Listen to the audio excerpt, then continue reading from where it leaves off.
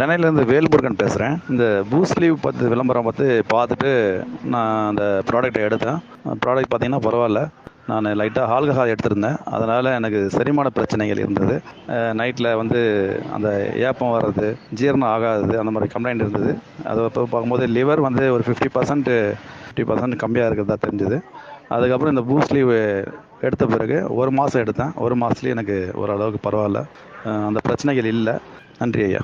மது குடிக்கிறவங்களுக்கு அடிக்கடி வர பிரச்சனைகள்னு பாத்தீங்கன்னா பசி எடுக்கிறது குறையும், செரிமான பிரச்சனைகள் இருக்கும், எப்பவுமே ஒரு நெஞ்சு எரிச்சல் இருக்கும், கேஸ் வரும், ஏப்பம் வரும். இது சில பேருக்கு வயிறு வலி, வயிறு வீக்கம், மோஷன் போறதுல சிக்கல், இந்த மாதிரி தூக்கமின்மை, கல்லீரல் சூடாகும் போது தூக்கம் வராது, தூக்கமின்மை, இதெல்லாமே பாத்தீங்கன்னா அந்த ஃபேட்டி லிவர் கண்டிஷனோட அசோசியேட்டா இருக்கிற பக்க விளைவுகள். கல்லீரல் பாதிப்பு இல்லாதவங்க கூட கல்லீரலை புதுப்பிக்கக்கூடிய இந்த பூஸ்ட் லீவ் எடுத்துக்கிறதுங்கிறது ரொம்ப ரொம்ப நல்லதுங்க.